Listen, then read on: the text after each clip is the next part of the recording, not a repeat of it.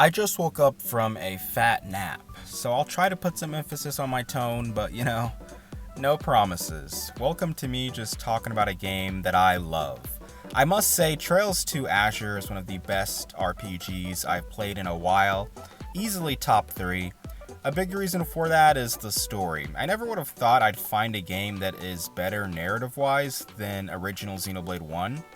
For me, that's just always been one of the greatest stories in a video game, and I've played many Jrpgs. But Trails to Azure eclipses it, and to be fair, it's able to do this because it has a prequel, Trails from Zero, and it uses that as a building block, of course. I don't think this high level of storytelling is possible in a single game, even for a JRPG, which is around 80 hours. Azure is just that good. For this video, I'm not really going to discuss story events in detail though, just for the dual purpose of not heavily spoiling and making it easier for a newbie who's never played Trails to follow along.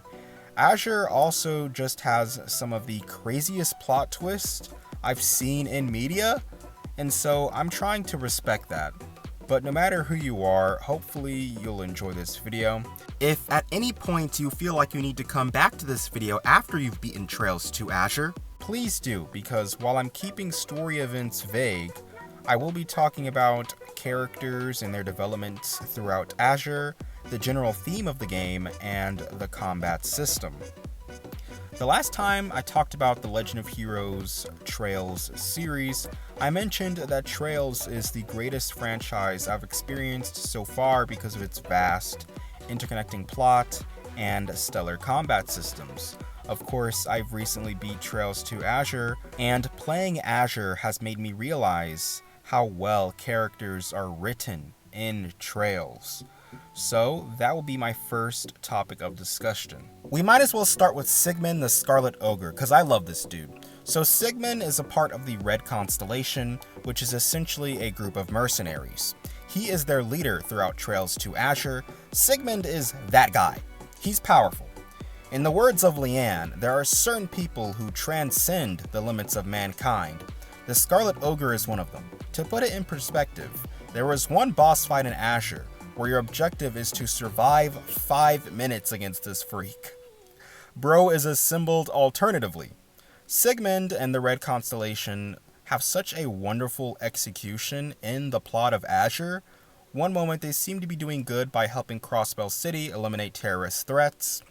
Another moment they're doing things in Crossbell City that got you scratching your head in disbelief. They hammer in the fact that these are mercenaries. Their loyalty lies with money before any nation.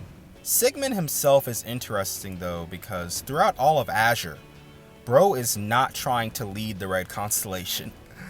The whole game, a man is harassing his nephew Randy to take command. Sigmund literally refers to himself as an ogre who rampages the battlefield. Money and bloodshed are his biggest concerns, not leadership. Despite this, however, he still is a cunning man when leading the Red Constellation. Don't get it twisted. Towards the end of Azure, seeing Sigmund finally accept Randy's disapproval of their group is satisfying. This is because Sigmund himself is caught in this loop of, I was born into this role, so I gotta fulfill it. Randy doesn't want to lead the Red Constellation, so my guy dipped and became a police officer. Sigmund doesn't want to lead the Red Constellation, but he felt he had to since his brother, the previous leader, passed away. In the end, he respects the resolve needed to forge your own path, since Sigmund himself just wanted to live life how he wants to. Let's segue into the next character I wanted to talk about, Rixia, the demon from the Eastern Quarter. In Azure, Rixia is probably my personal favorite character. One, because her character development is heat, and two, because not gonna lie, I just got a soft spot for women who wield big swords. No cap. There is a reason why I'm a lore supporter. There is a reason why I love the Golden Rakshasa. Rixia is another character who was born into a role. For her, it's the fact that she is from a line of assassins. But for most of her life, she's never thought about what she wanted. There is a dialogue where she says something along the lines of fulfilling contracts and eliminating targets was as natural as breathing for me. And that just hits you, man. But ironically, I think it was this unquestioned acceptance of roles being given to her that led to her being convinced by Ilya into becoming a stage performer. Rixia would follow the whims of others, and this would strangely enough let her find something that she's passionate about, the theater troupe Arc and Cell. She discovers that she continuously performs because she loves doing it, not because she was told to. Rixia's character arc is about finding that something that she values the most and protecting it, and I love it. Her humanization is also just so interesting. There is one scene where the main cast is talking to someone who has lost their wife, and he is describing his grief. But during this, Rixia is thinking, this must be what the victims of those who have lost a loved one to assassinations deal with. She never considered the feelings of others before. She didn't even have desires of her own. The last character I wanted to talk about is Leanne, the Steel Maiden. This character is just an excellent demonstration of having an obstacle for the main cast to overcome. This character doesn't really have development per se, but she's without a doubt one of the most memorable characters in Trails to Azure. Undoubtedly, a reason for that is because she is literally the hardest boss in the game, at least for me. This boss was not difficult in that I had to keep resetting. The challenge comes from having patience. This was all my experience, but I had to take breaks from this fight. Literally, it probably took me around 4 hours in total to beat. And the crazy thing is that once you beat her, she's on her knees temporarily, and then she gets back up after all that. While that's a little disheartening, it does a good job of making you realize that Leanne is one of the most powerful people in the world of Trails. Out of all 12 games, out of this whole entire franchise, she's her.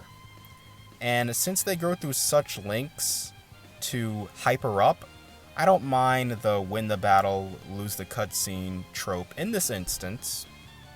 I love Leanne's chivalrous knight attitude. She fights with honor, and you can't help but admire her grace.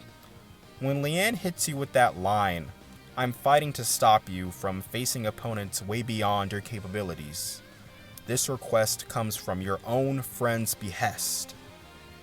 She earned my total respect. She is the greatest barrier in your path, but if you can at least hold your own against her, you can defeat the inhuman opponents like the Scarlet Ogre or the Divine Blade of Wind. Also, of course, I like her because she wields a massive lance. Not a sword, but still badass. Those are my favorite characters. Of course, there are so many notable mentions because of how large this cast is, but I don't want this video to be too long. Now, the theme of Trails to Azure. The main character, Lloyd Bannings, always talks about overcoming barriers, and that is, of course, one of the themes from Trails from Zero and Trails from Azure, crushing challenges and doing it with the bonds you forged along the way.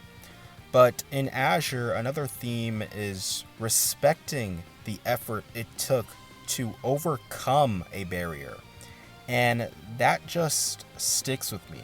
Hypothetically speaking, if you could reset the world to where all the obstacles you had to go through in life never happened, but you lost all the memories of the effort it took to overcome hardships and evolve from them, would you reset the world? Before I played this game, I would have definitely, without hesitation, pressed that button.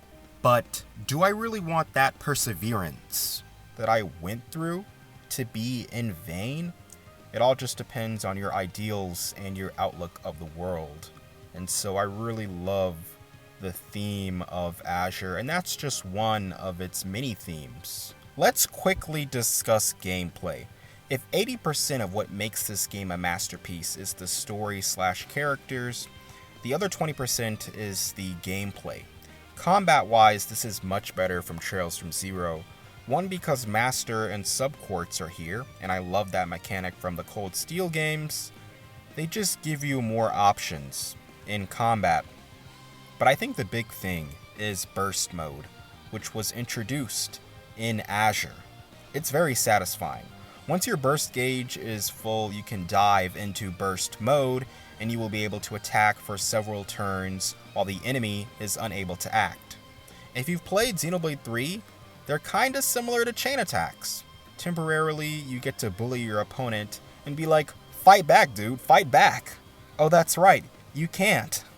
I love the concept of, for the next few turns, this will be a turn-based RPG, but I'm the only one that gets a turn. But while Burst Mode is awesome, I think it's nice how it feels balanced. You can only use it during the climax of a chapter, and the game does not let you keep a full burst gauge indefinitely. You gotta use it, or after time, the gauge level decreases. It feels slightly more fair, whereas Brave Orders from Trails of Cold Steel are broken. I can make Laura into a damage ratio demon, and I just like the more balanced feel. That's been me rambling about Trails to Azure. Again, the story in this game is remarkable, so I didn't really want to touch on that. It's best to be experienced for yourself. Goes without saying, but play Trails from Zero before Trails to Azure. Come on now. I'm currently playing Cold Steel 4. It's been so much fun. If you enjoyed this video, please subscribe to the channel. We are almost to 1,000 subscribers. Comment your general thoughts on Azure, whether you've played it or not. I want to hear all things relating to this game. Like this video if you want me to cover more content on Trails, because I am just in love with this franchise right now. And I'm a little bit sad that I probably won't be able to finish Cold Steel 4 by the time Trails into Riveray comes out in July. Thanks for watching. Please check the PayPal link in the description if you want to support the channel.